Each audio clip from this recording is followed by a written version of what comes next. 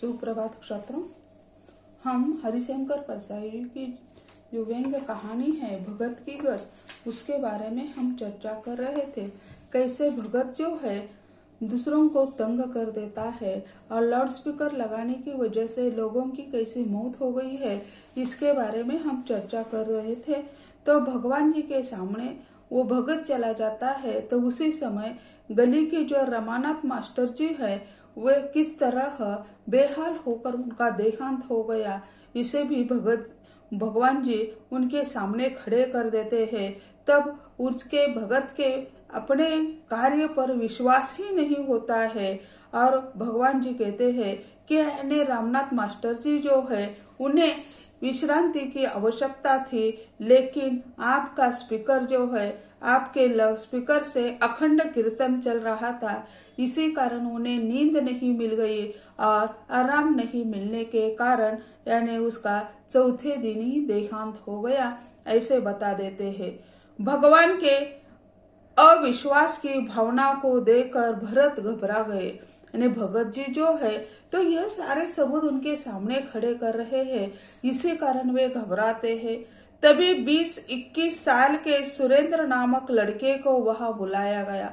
उसी समय उनके सामने एक 20-21 साल का लड़का है, उसे भी बुलाया गया। तो वह उसके गली के ही मास्टर जी है, वो लड़का भी उनके गली का है। जैसे अब वह बहुत बड़ी समस्या में फंस गए।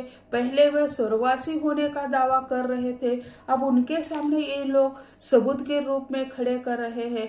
तो उस लड़के ने आत्महत्या कर दी थी। आत्महत्या क्यों? क्योंकि परीक्षा में फेल होने के कारण उन्होंने आत्महत्या कर दी थी। तो परीक्षा में फेल क्यों हो गए? परीक्षा के समय उनके यहाँ जोर शोर से यह लाउडस्पीकर सुनाया जाता था। उन्होंने उनसे शिकायत भी की थी कि इतने जोर से लाउडस्पीकर मत चलाओ, लेकिन उन्होंने उनकी एक बात भी नहीं सुनी है।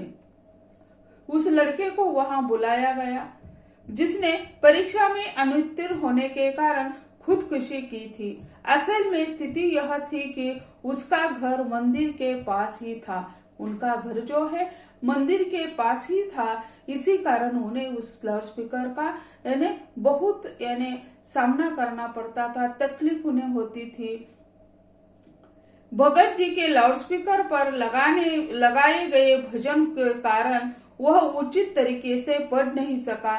भगत से परीक्षा के दिनों में लाउडस्पीकर न लगाने की विनती करने के बावजूद भी वे नहीं माने। उन्होंने विनती की थी कि जोर शोर से यह लाउडस्पीकर मत लगाओ, लेकिन उन्होंने उनकी एक बात भी नहीं सुनी है।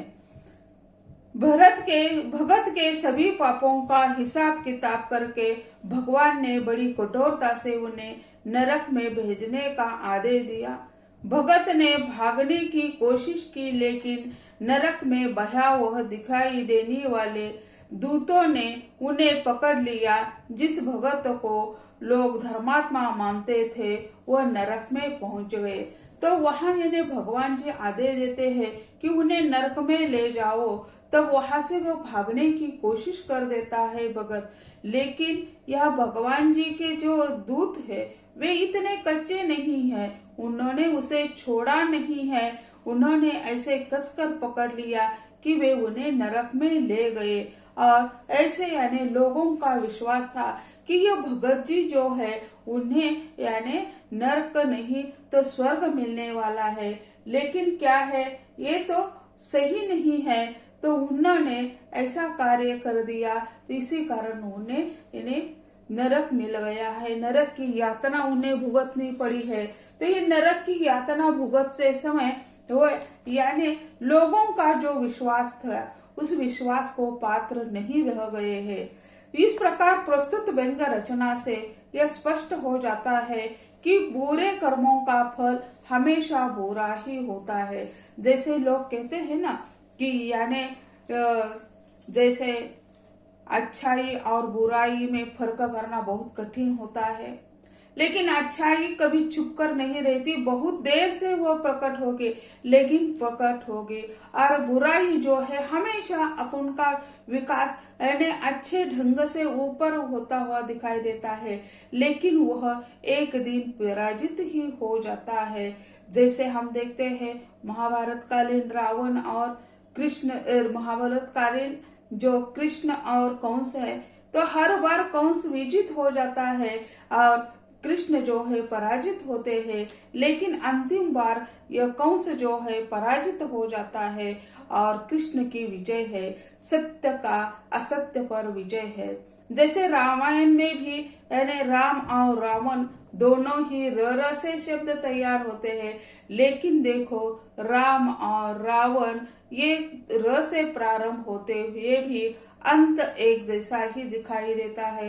रावण का अंत राम से है, उसका प्रारब्ध होगा जो कोई उन्हें शाप उशाप मिला होगा, ये ठीक है, लेकिन सत्य का असत्य पर विजय अंतिम बार होता ही रहता है। पहले पहले असत्य का विजय होता है और अंत में यानी सत्य का विजय होता है।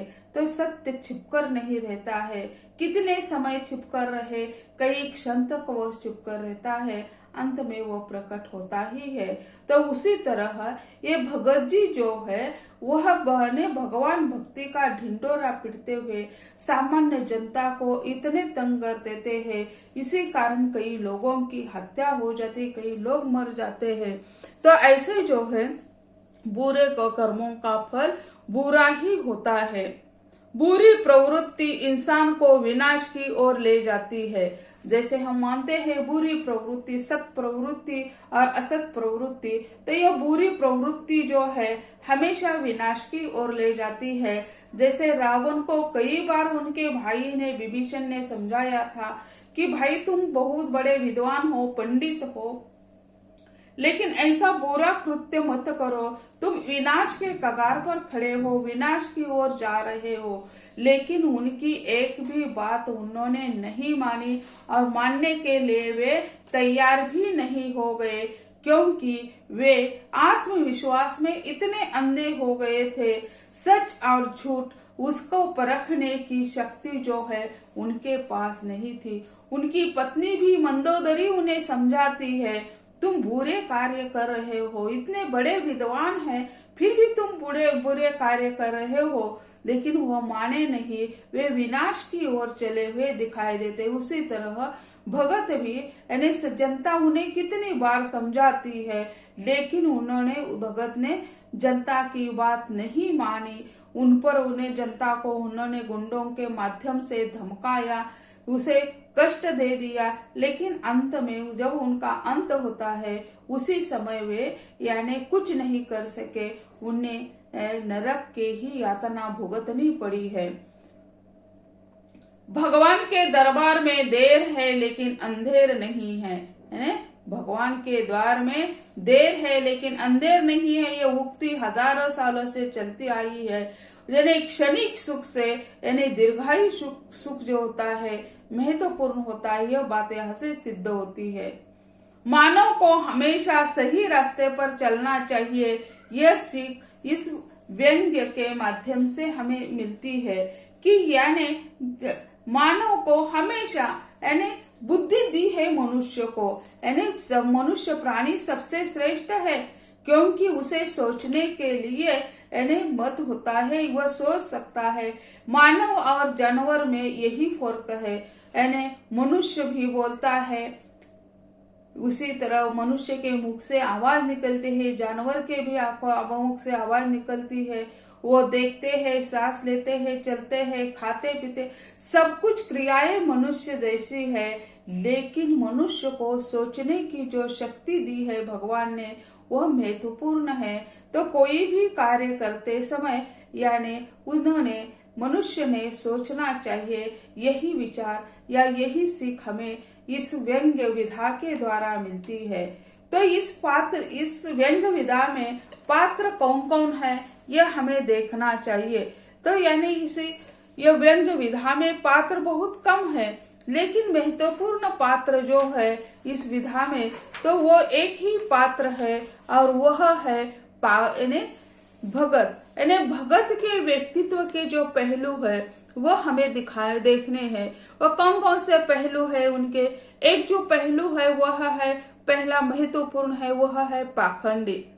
और फिर दूसरा जो उनके व्यक्तित्व का पहलू है वह आरोपों से घिरा व्यक्तित्व है, रोब जमाने वाला व्यक्ति है, झूठी प्रशंसा करने वाला व्यक्ति है, झूठी सफाई देने वाला व्यक्ति है, पापों को टालने वाला है,